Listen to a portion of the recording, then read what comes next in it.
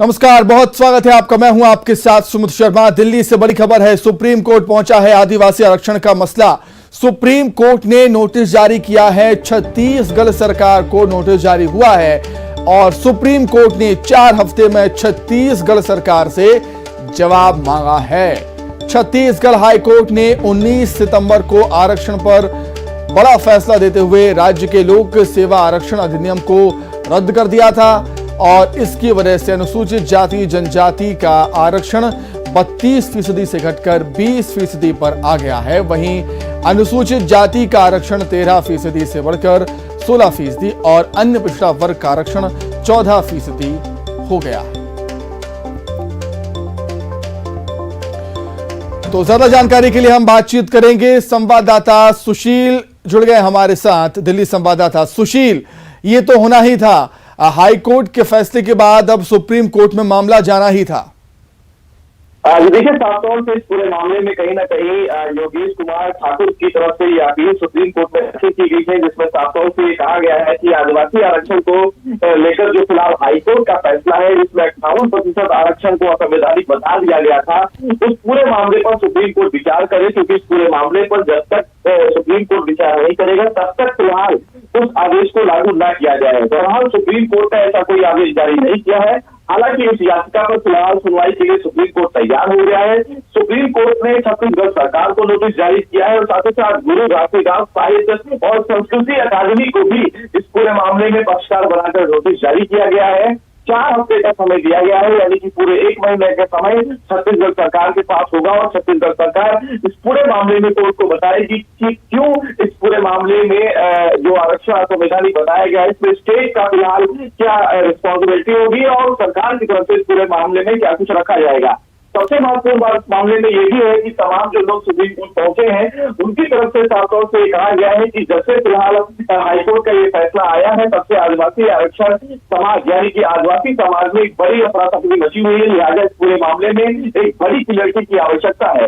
अब कोर्ट चूंकि पूरे मामले में संविधान को लेकर जो इंद्रासानी का जजमेंट है, जिसमें एक बड़ा कैप फिलहाल सुप्रीम कोर्ट ने लगा रखा है राज्य सरकारों के द्वारा आरक्षण देने की नीति को, जो फिलहाल 50% से ज्यादा नहीं होना चाहिए। ऐसे में इस पूरे आदेश का परीक्षण सुप्रीम कोर्ट इस आधार पर करेगा कि जस्टिस BR गवई की जो बेंच जो इस पूरे मामले में सुनवाई के लिए तैयार हुई है, वो भविष्य में इस मामले को कैसे कंसीडर करती है देखना अहम होगा।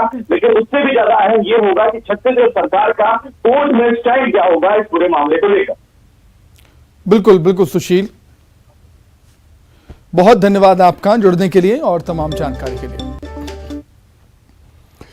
आगे बढ़ेंगे। कोरबा में युवा कांग्रेसियों ने जर्जर सड़क और SCCL के भू विस्थापितों के मूलभूत सुविधाओं को लेकर प्रदर्शन किया। युवा कांग्रेस ने SCCL की गेवरा खदान में कोयला डिस्पैच को बंद करा दिया। प्रदर्शन के दौरान युवा कांग्रेसी और पुलिस बल के बीच झड़प भी हुई। प्रदर्शन को देखते हुए बड़ी संख्या में पुलिस बल को मौके पर तैनात किया गया था। मालगाड़ी से कोयला परिवहन को भी रोकने का प्रयास किया गया है।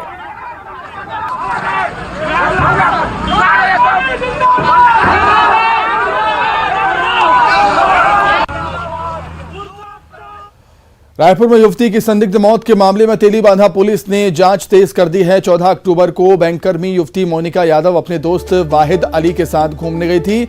मौत के बाद परिजनों ने हत्या की आशंका जाहिर की है, जिसके बाद शव को पोस्टमार्टम के लिए भेज दिया गया। तेलीबांधा पुलिस PM का इंतजार कर रही है।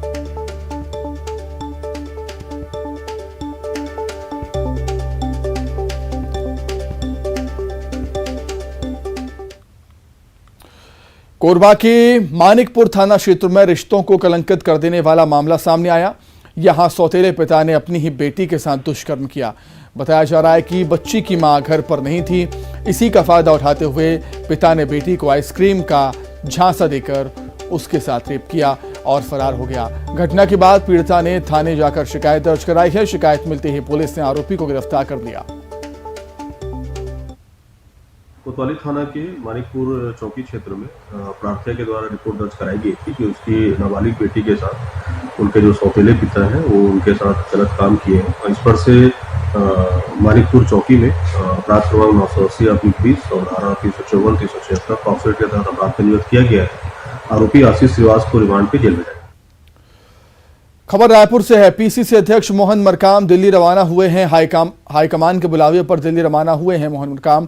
प्रभारी महामंत्री अमरजीत चावला भी दिल्ली रवाना हुए उनके साथ। ज्यादा जानकारी के लिए हम बातचीत करेंगे। संवाददाता अशरफ काज़मी जुड़ गए हैं फोन पर। अशरफ, क्या कुछ जानकारी है? अचानक बुलावे की कोई खास वजह?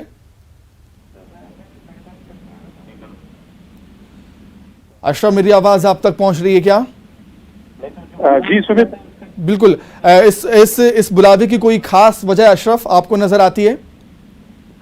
सुमित देखिए, कल से कांग्रेस अध्यक्ष पद के लिए जो मतदान हुआ था 17 तारीख को, उसकी मतगणना कल शुरू होगी 19 तारीख से। तो उसी सिलसिले में कांग्रेस की तरफ से तमाम राज्यों के जितने बड़े नेता हैं, खास करके जो प्रदेश अध्यक्ष हैं या दूसरे बड़े पदाधिकारी हैं, उनको सबको दिल्ली बुलाया गया। छत्तीसगढ़ के प्रदेश अध्यक्ष हैं मोहन मरकाम, वो दिल्ली आए हैं। उनके साथ अमरजीत भगत भी है, वो दिल्ली हैं। तो कल जब ये काम मतगणना शुरू होगी तो वो यहाँ रहेंगे, उसके ऊपर देखेंगे। और छत्तीसगढ़ नहीं, दूसरे राज्यों के भी जो बड़े नेता हैं, हर राज्य से यहाँ दिल्ली बुलाए गए हैं कि वो उनके सामने उनके राज्य की मतपेटी खुले, देखें कि कैसे मतगणना हो रही। बिल्कुल पारदर्शिता रखना चाहते हैं, कहीं कोई कमी ना रहे, कुछ उससे सवाल ना कोई उठा सके। इसलिए तमाम राज्यों के जितने बड़े नेता हैं, सबको दिल्ली को बुलाया गया है। ठीक है अशरफ, बहुत धन्यवाद आपका तमाम जानकारी के लिए।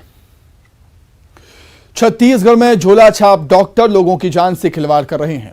बलरामपुर में झोला छाप डॉक्टर ने एक बच्ची की जान ले ली। मासूम को सर्दी खांसी थी, जिसके लिए उसे एक इंजेक्शन दिया गया और मासूम ने दम तोड़ दिया।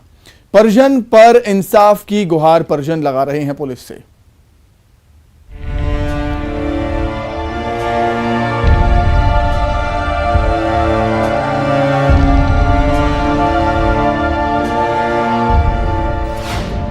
जान पर भारी झोला छाप की लापरवाही। मेडिकल स्टोर बना अस्पताल, गलत इंजेक्शन बना काल।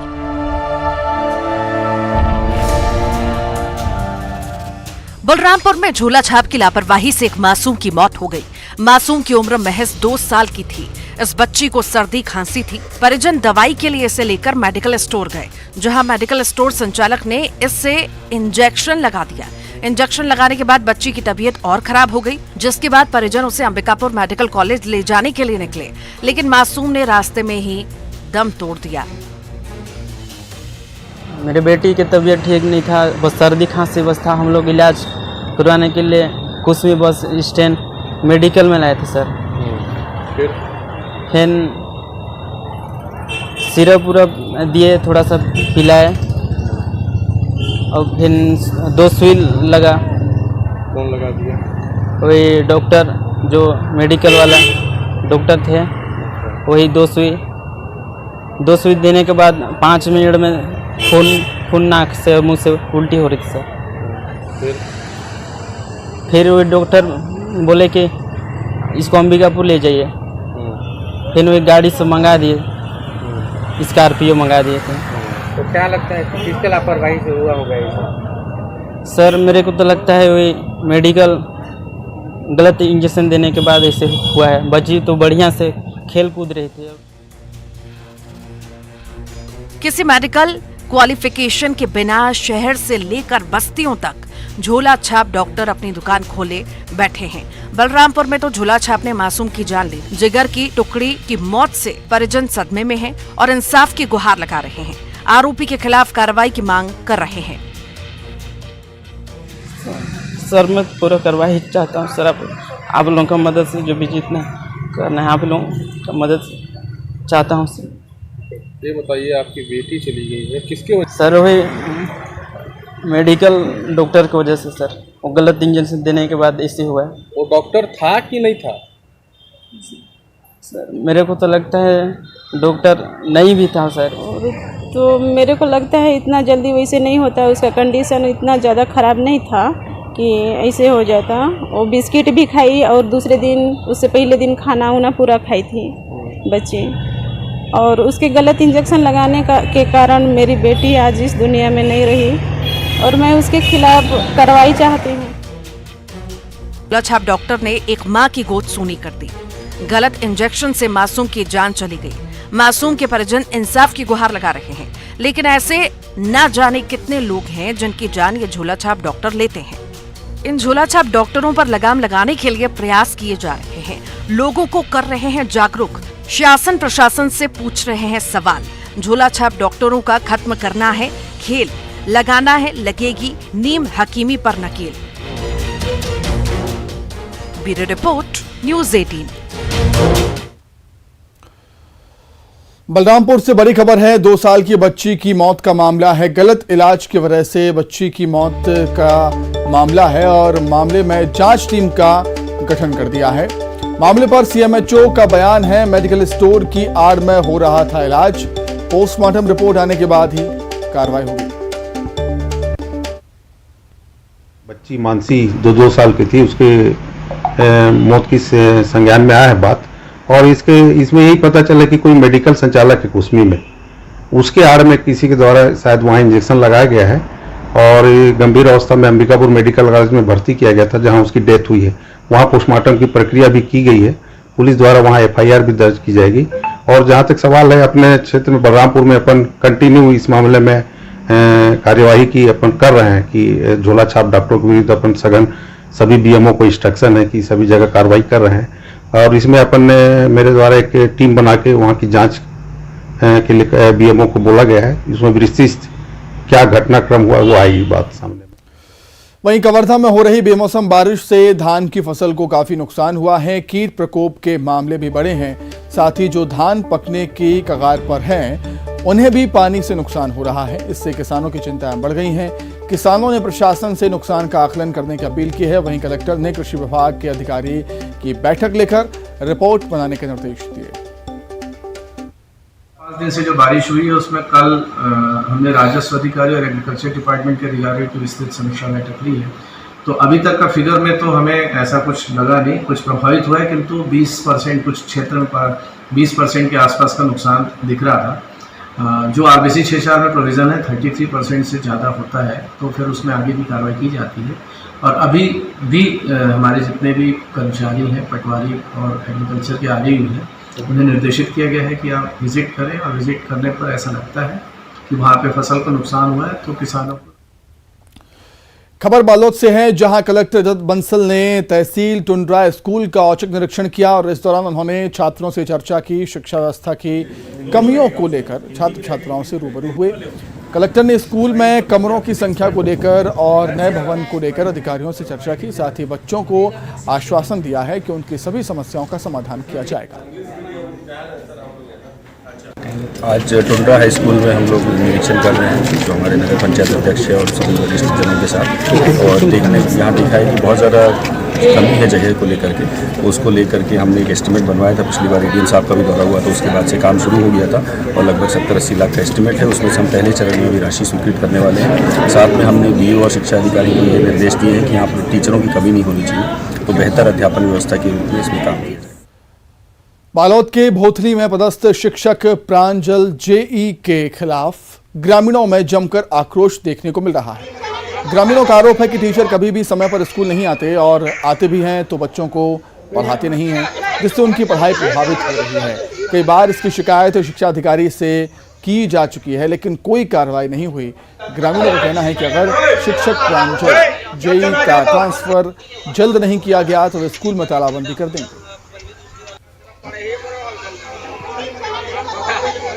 अभी तक के ना वो प्रशासनिक जितने भी अधिकारी हैं, है ना, वो कभी आने जाने को सब कोई टाइम नहीं है। वो आते हैं, आज तक वो कभी पेयर में भी शामिल नहीं हुए हैं बच्चों का। महीना में 1 दिन कभी कभी हो जाते हैं, और शनिवार को भी आते ना तो 8 बजे बाद ही आते हैं। तो क्या है, बच्चों का जो पढ़ाई नुकसान होता है। यहाँ शिक्षक भी नहीं है। ग्रामीण भी उसके बारे में शिकायत किया था 2000 उसके पहले, और पिछले बार भी वो वापिस आ गया। कोरबा के कटघोरा नगर में बदमाशों ने दिन दहाड़े मोटरसाइकिल से 5 लाख से भरा बैग पार कर दिया। ये घटना सीआईएसएफ के रिटायर्ड सब इंस्पेक्टर के साथ घटी, जिससे आसपास के इलाके में हड़कंप मच गया। घटना की सूचना मिलते ही पुलिस की टीम मौके पर पहुंची और सीसीटीवी के आधार पर आरोपियों की तलाश शुरू कर दी है। दुमका में CISF में कार्यरत रिटायर्ड कर्मचारी अपने लगभग 5 लाख रुपए निकाल के मार्केट की तरफ जा रहा था। होटल में नाश्ता किया, उसके बाद एक प्लाई दुकान है, ट्रेडर्स दुकान है, वहाँ गया, फिर मेडिकल स्टोर गया। उसकी गाड़ी में एक डिक्की में बैग लगा था, उसमें पैसा रखा हुआ था। उस पैसे को कोई अज्ञात व्यक्ति द्वारा चोरी कर लिया।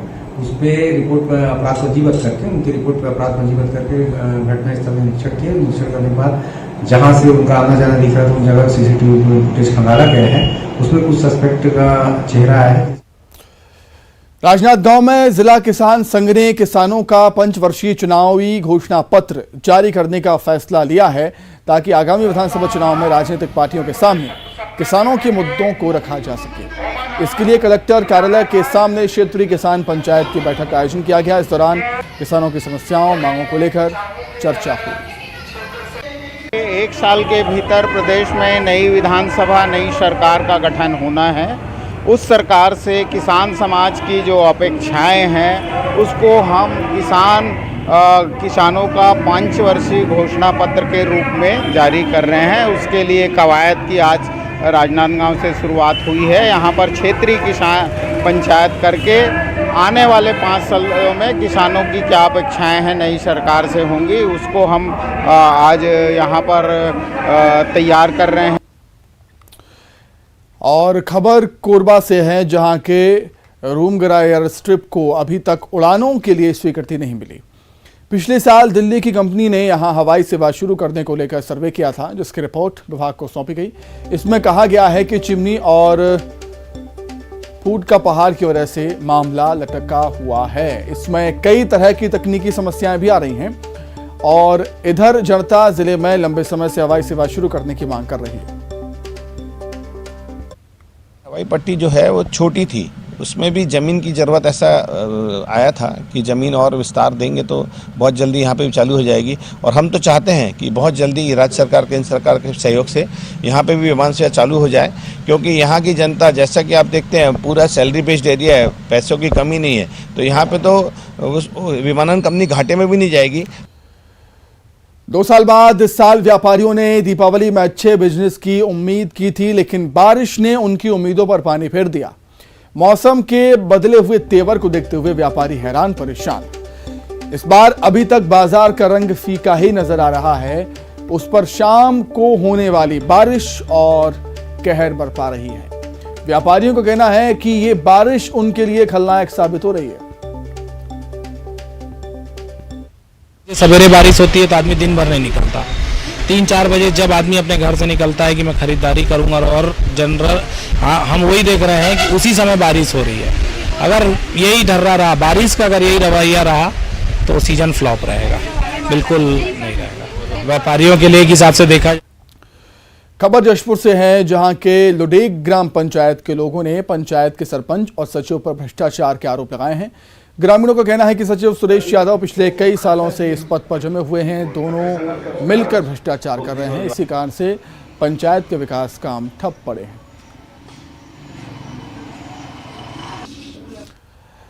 खबर कांकेर से है, दूध नदी पुल पर फांसी लगाई है। पुल पर एक व्यक्ति ने फांसी लगाई है। थाना से महज 50 मीटर की दूरी पर पुल है। मृतक श्यामनगर का निवासी है। पुलिस ने शव को फांसी के फंदे से नीचे उतारा। मामले की जांच जारी।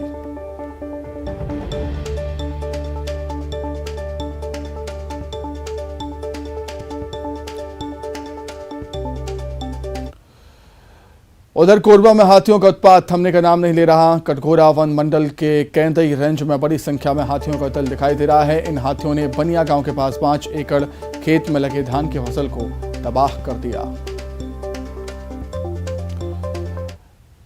मंडला से बड़ी खबर है, खरखरा गांव में डायरिया का प्रकोप देखने को मिल रहा है। 20 लोग बीमार हैं। 11 निवासी सामुदायिक स्वास्थ्य केंद्र में भर्ती हैं और 9 की हालत गंभीर है। जबलपुर रेफर किया गया है। पिछले 3 दिन से लगातार ग्रामीणों की तबीयत बिगड़ रही है।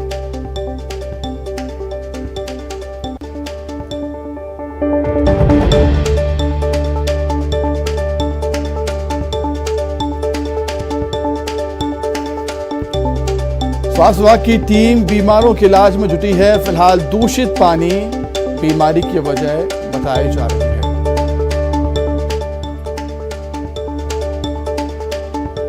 मंडला के गांव खरखरा में डायरिया का प्रकोप देखने को मिल रहा है। 20 लोग बीमार हैं, 11 सामुदायिक स्वास्थ्य केंद्र में भर्ती हैं। 9 की हालत गंभीर है, जिन्हें जबलपुर रेफर किया गया उपचार के लिए। पिछले 3 दिन से यहां पर इलाके में हालात बिगड़े हुए हैं। ग्रामीणों की तबीयत लगातार बिगड़ती जा रही है। मंडला के ग्राम खरखरा का ये मामला। स्वास्थ्य विभाग की जो टीम है वो बीमारों के इलाज में जुटी हुई है।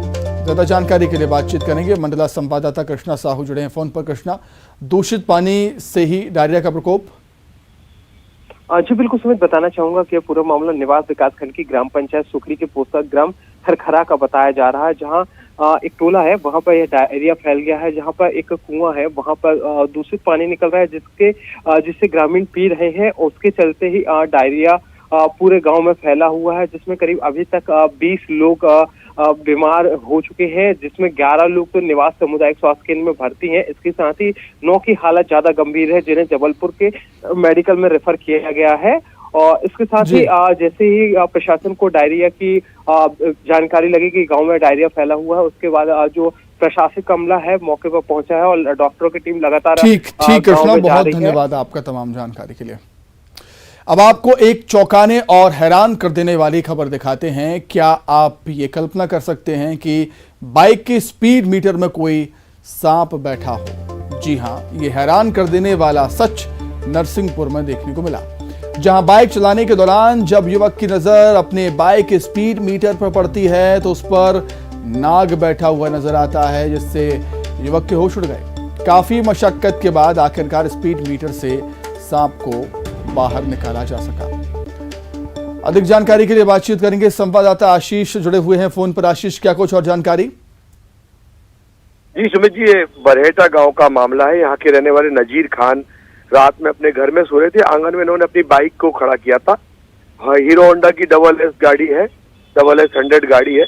इसमें एक जो स्पीड मीटर है उसमें एक जगह होती है प्रॉपर इतनी की कोई अंदर जीव जंतु जा सकता है। तो ऐसे हालात में रात में जब गाड़ी खड़ी रही, उस बीच में इसके अंदर नागिन घुसी और फिर जब सुबह इन्होंने गाड़ी को स्टार्ट करके रोड पर जब आके इन्होंने गाड़ी चलाई है तो अचानक इनकी नजर स्पीड पर पड़ी। तो जैसे ही इनने स्पीड को देखते हुए देखा तो उनको नागिन नजर आई। उसमें नागिन के फन फैलाते हुए और फुसकारते हुए आवाज सुनाई पड़ी। तो उन्होंने गाड़ी को खड़ा किया और फिर कुछ लोगों को बुलाया और इसके बाद बड़ी मशक्कत करने के बाद नागिन को गाड़ी से बाहर निकाला जा सका।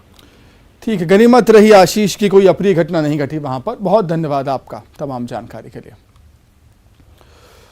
तो इसी के साथ ही फिलहाल इस बुलेटिन में इतना ही। खबरें लगातार जारी है। नमस्कार।